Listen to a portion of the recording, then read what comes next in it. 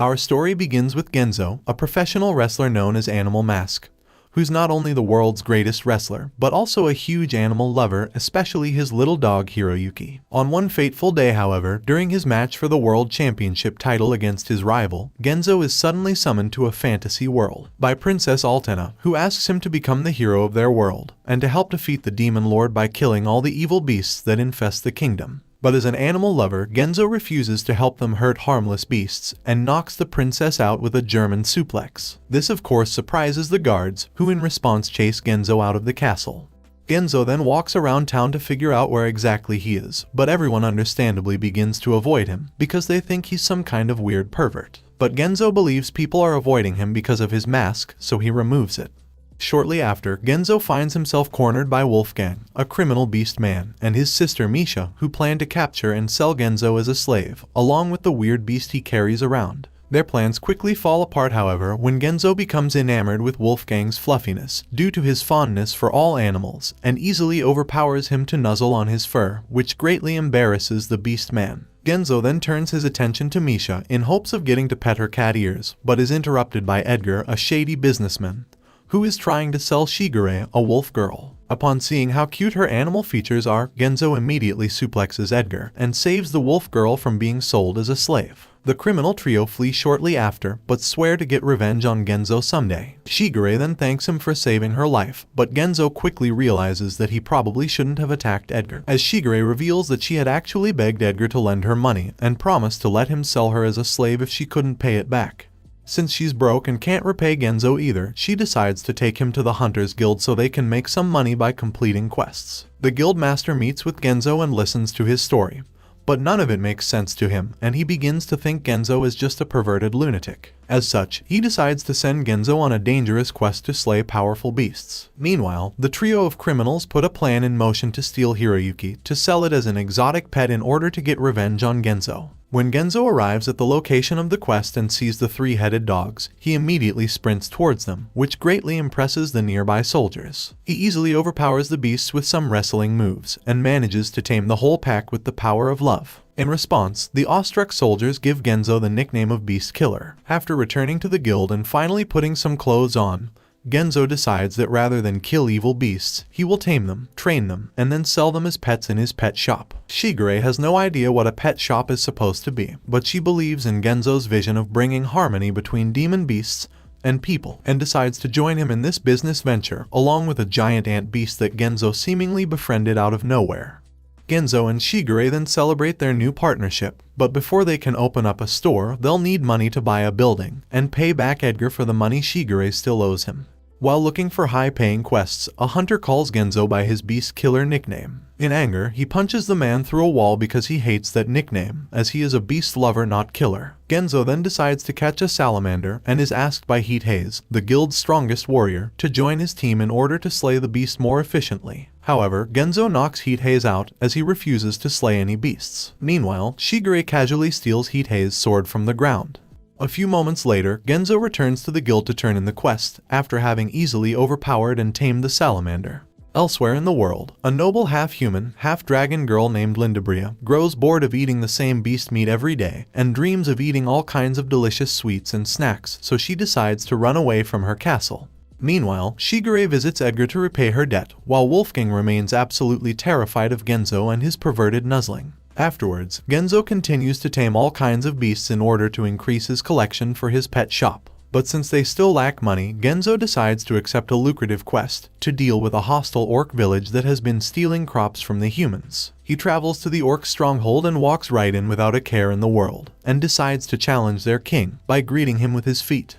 In response, the Orc King punches Genzo, but he just absorbs the punch like a true Chad, without even flinching. This surprises the orcs, as they've never seen a human go toe-to-toe with an orc before. As Genzo and the king trade blows back and forth, the two seem pretty evenly matched. But Genzo ultimately wins the fight with his signature suplex. This earns the respect of all the orcs in the village, who view Genzo as their king now. Surprisingly, this encounter ends amicably, and the orcs promise to stop stealing crops. With this quest complete, Genzo has enough money to purchase a shop, but fails to secure the bank loan needed to start running it as a business. Meanwhile, Lindabria appears in town. The next day, Genzo starts preparing to open his pet shop, but quickly realizes that without the bank loan, feeding the pets is impossibly expensive. While Shigure heads out to find more quests, Genzo runs into his furry neighbor and is immediately smitten by her, but she is quickly overwhelmed by his flirting and runs away. Shortly after, Genzo finds Lindabria passed out in his garden and takes her inside to rest instead. When she awakens, she introduces herself to Genzo and expresses how cute she thinks Hiroyuki is, before trying to eat him. Genzo of course snatches Hiroyuki out of Lindabria's hands and feeds her normal food instead, but this doesn't seem enough to satisfy her insatiable hunger. Lindabria then thanks Genzo and leaves, moments before Shigure arrives to tell him about another lucrative quest. At the Hunters Guild, they learn that a dragon has been seen attacking people and biting their necks, which greatly excites Genzo as he plans to capture it for his pet shop. Heat appears once more to offer his beast-slaying services to Genzo, and is immediately drop-kicked in response. Once home, Genzo dons his wrestling gear and resurrects his animal mask persona. He then runs into town and places food in a cage to set a trap for Lindabria in order to question her about the dragon attacks. And not even a second later, Lindabria voluntarily walked into his cage to consume the free food. But before he has a chance to question her, he is spotted by hunters, who assume that he is a masked pervert that has trapped an innocent girl in a cage. With no other choice, Genzo immediately flees the scene of the crime, but is shocked to see Lindabria running by his side for some reason. The two are soon confronted by Carmilla, Lindabria's servant, who also assumes Genzo is a perverted kidnapper. But while Carmilla introduces herself, Genzo and Lindabria throw rocks at her to shut her up. Angered, Carmilla attempts to attack Genzo, but his wrestler strength proves superior, and he overpowers her with relative ease, before escaping once more with Lindabria. While hiding, Genzo comes up with the brilliant idea of having Lindabria put on a mask as well, so they won't look suspicious and will just look like a normal masked couple. Lindabria understandably goes along with this genius plan. Thankfully, Shigure intercepts the two weirdos before anyone else, and manages to sneak them back to the pet shop. Once there, Lindabria is surprised that Animal Mask was actually Genzo all along, and he explains that when he wears the mask, he becomes a completely different person. Moments later, Carmilla appears once more, but does not recognize Genzo without his mask.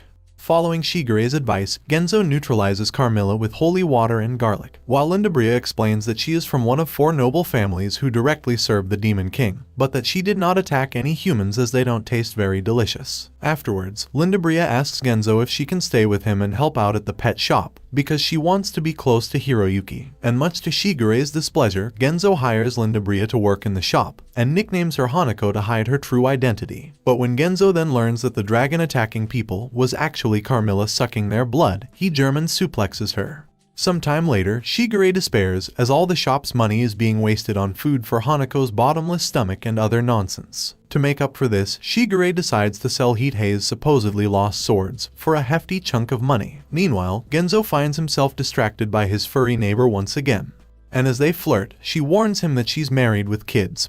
But Genzo responds that he will love her fluffy husband as much as her. Overwhelmed once more, she runs away from him. Shigure actually witnesses this strange interaction unfold, and begins to regret her life choices.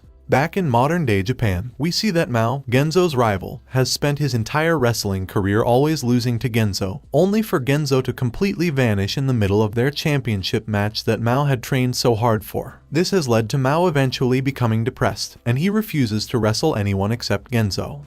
Back in Crazy Land, Shigure forces Genzo to take on a new job, so Misha and Wolfgang take advantage of his absence to finally steal Hiroyuki. But Wolfgang becomes distracted by Hiroyuki's cuteness, and Genzo's aunt friend arrives to stop the kidnappers. Edgar later finds Misha and Wolfgang beaten up, as their theft was foiled by Genzo's aunt friend, leaving Wolfgang even more traumatized. When Genzo returns home, he learns about Hiroyuki almost being stolen, and visits the culprits in their home. He then drags Wolfgang outside and punishes him by spinning him round and round, and eventually launching him, which impresses nearby citizens, including Klaus. Their applause makes Genzo nostalgic about his previous matches against Mao and his wrestling career as a whole. Elsewhere, the princess of all vampires, Joanna, receives permission from the Demon Lord to summon a Demon King from an alternate world, to defeat the hero summoned by Princess Altena. Back in Japan, Mao consults with a doctor to cure his depression. But the doctor tells Mao that he's basically just obsessed with Genzo and needs a new hobby. While lamenting Genzo's disappearance, Mao is suddenly summoned to the same fantasy world by Joanna. She asks him to defeat the hero, but he is just confused about where he is. Joanna then shows him a drawing of the hero, which he instantly recognizes as Genzo, and becomes ecstatic that he'll finally be able to rematch him. Later on, Joanna reveals that her true desire is to defeat Hanako, with whom she has a long-standing childhood rivalry. Because despite Hanako's carefree attitude, she is the only one who's been able to defeat Joanna time and time again, without breaking a sweat. As a result, Joanna spent years studying Hanako to find her weaknesses, but was never able to find one she could exploit. Years later, the two ran into each other again at a party, but Hanako had no recollection of who Joanna was. After they talked for a while, Joanna offered to replace Hanako's worthless servant Carmilla with a more powerful vampire who would secretly spy on Hanako to find her weaknesses. Despite knowing how weak Carmilla is, Hanako agreed that if Rose could defeat her servant, she would replace Carmilla with a servant of Joanna's choosing. Unsurprisingly, Rose quickly defeated Carmilla, who soon began to cry and beg her mistress not to replace her. Joanna agreed to let Hanako keep Carmilla, but only if Hanako kneeled in front of her, which she did without any resistance. Joanna and Rose left shortly after seeing how easy it was to make Hanako kneel, and celebrated over having finally defeated Hanako by humiliating her and making her look completely pathetic. Their carriage was then stopped by Hanako, who informed Joanna and Rose that, although she doesn't mind losing, she has a responsibility to maintain her family's reputation. She then transformed into a dragon and effortlessly defeated Joanna and Rose, humiliating them both. Sometime later, after hearing how Hanako ran away from home, Joanna became convinced that Hanako left to find and defeat the hero so she could gain all the glory for herself and humiliate Joanna again. And so she summoned Mao in hopes of defeating the hero first. Meanwhile, unbeknownst to Genzo, a blue-haired girl is secretly watching him. She is a hunter named Celis, who approaches Genzo and is instantly punished for calling him Beast Killer. Celis then explains that she's actually an inexperienced hunter, and that the guild master suggested that she ask Genzo to train her. Genzo refuses at first, but changes his mind and agrees to train her after realizing that Celis is actually a lizard woman with shiny scales, and not just an ordinary girl. They begin training, though Genzo's enthusiasm goes up and down, based on how much of her scaly body he can see while she works out. The other girls also try to help her training, but all end up giving her horrible advice.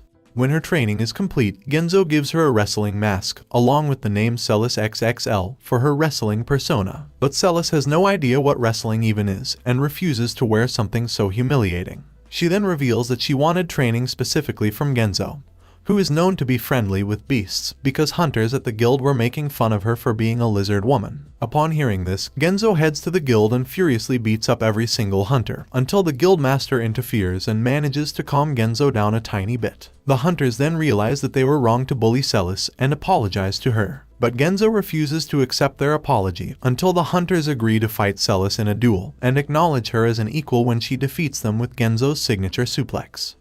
Klaus, the bank representative, watched the duel unfold and witnessed how excited it made everyone, and saw potential in this idea. He approaches Genzo later that night with plans to hold a fighting tournament, which he promises would earn Genzo a lot of money for the pet shop. Genzo refuses at first, but agrees after realizing how much he misses wrestling. As they begin to plan the tournament, Genzo tries to include beasts in the matches, but Klaus suggests that they should invite beastmen instead. Later that day, Genzo sees his furry neighbor that he always flirts with and visits her home. Her husband returns shortly after, only to find his wife talking to Genzo, and believes that the muscular stud is trying to steal his wife. As the two men begin to trade blows, the husband remembers the thrill and excitement of fighting, something he had long forgotten. The two men seemingly make up moments later, and the furry husband leaves with Genzo in hopes of rediscovering the glory and thrill of his youth. His wife, however, is a bit confused that Genzo appears to have stolen her husband. Genzo then tries to ask Wolfgang to join the tournament, but he is still too traumatized, so Misha decides to participate in his stead. In the following days, Genzo also recruits Celis, Carmilla, orcs, and hunters, though he knocks out Heat Haze for trying to use weapons. And as the fighters train and bond in preparation for the tournament, a hooded figure watches from a distance. Meanwhile, Princess Altena learns about the tournament from a flyer and immediately recognizes Genzo as the hero she summoned, who also humiliated her. When the tournament matches officially begin, they draw a large crowd and are hugely popular, and everyone seems to be getting along and having a good time. Shigure also set up a booth to seemingly sell merch, but in reality she's secretly selling spicy pictures of the muscular fighters. For the final fight, Genzo and Carmilla form a tag team against Misha and Heat Haze. But when Misha is in trouble, the hooded figure is accidentally revealed to be Wolfgang, who is reluctantly coerced into replacing Heat Haze. As the crowd grows rowdier, Shigure admits the drama of Wolfgang and Genzo's rivalry is good entertainment. But in the ring, Genzo is just traumatizing Wolfgang again by nuzzling him. After winning the finals, Genzo declares the tournament a success and everyone celebrates in the guild. Klaus also reveals that the tournament was immensely profitable, which makes Shigure extremely happy until she learns that Genzo, Carmilla, and Hanako racked up more bills throughout the tournament than what they made in profit. Sometime later, after soldiers locate Genzo, Princess Altena tries to convince him to become this world's hero, but when Genzo refuses to fight the Demon King, Altena orders her strongest knights to kill him so she can summon someone new. But Genzo just defeats all of her men before they can even land a finger on him, a sight that Princess Altena just can't believe. Afterwards, Genzo grabs Princess Altena in a seemingly romantic way and swiftly throws her out of his house. Meanwhile, Mao sees one of Genzo's tournament flyers and finally figures out where Genzo is. When Genzo returns home one day, he finds Joanna, Rose, and Mao waiting for him in the shop. Rose, Carmilla, Joanna, and Hanako resume their petty arguments until Mao angrily interrupts them and challenges Genzo to finish their championship match. Joanna, assuming that Mao is referring to some kind of evil match to the death, also challenges Hanako and Carmilla. Klaus suggests including their fights in the next tournament, and everyone agrees. Afterwards, Carmilla puts her pride aside and secretly asks Genzo to train her in wrestling so she can finally defeat Rose. After several days of hard work, Klaus and Shigure manage to redesign the wrestling ring to cope with a larger audience, and with the use of magic, they are able to broadcast the tournament as if it was taking place in modern-day Japan. The first match sees Heat Haze, Celis, and Princess Altena wrestling demon beasts from Joanna's army of evil. The princess is easily overpowered and humiliated once again, but she begins to find that public humiliation is quite enjoyable after all. Meanwhile, Celis and Heat Haze win the fight despite Princess Altena doing nothing. In the second match, the furry husband and Orc King team up together to defeat Cyclops from Joanna's army of demon beasts. The furry wife watches in awe as her husband wins and thanks Genzo in her thoughts for rekindling her love for her husband. In the third match, Misha and Wolfgang are easily defeated by gorilla beasts and are overall just thankful that their suffering is finally over. In the fourth match, Carmilla wrestles Rose and finds that Genzo's training has actually made her stronger. And after being knocked down, she gets back up and promptly slams Rose to the ground with one of Genzo's wrestling techniques. Unfortunately, she celebrates before pinning Rose to the ground, so Rose knocks her out with a German suplex of her own. Despite that, Genzo admits it was a good match, and Hanako congratulates her on fighting for her own pride, which makes it Carmilla's victory as far as Hanako is concerned. Carmilla cries tears of joy as Genzo prepares to face Mao in the final. As the finals begin, Mao expresses his anger towards Genzo for running away during their championship match, and in between their attacks, they manage to explain the misunderstanding and why they were both suddenly summoned to this new world. After hearing their conversation, Joanna and Rose begin to worry that their Demon King might be an idiot after all, and not a powerful Dark Lord from another world. But despite Mao's best efforts, he is once again defeated by Genzo's signature German suplex. While he lays on the floor defeated, Mao realizes what it means to fight for the love of the sport, and not just for glory. With their rematch finally over, Mao happily agrees to have another one someday. As Joanna leaves, Hanako warns her that it is her job to observe the hero, and she will not tolerate Joanna interfering anymore. Afterwards, while everyone celebrates another successful tournament, Shigure almost loses her temper after realizing that, once again, the profits were wasted by Genzo and friends. But lets it go after seeing how it has brought humans and beast men closer together, which brings Genzo one step closer to accomplishing his dreams.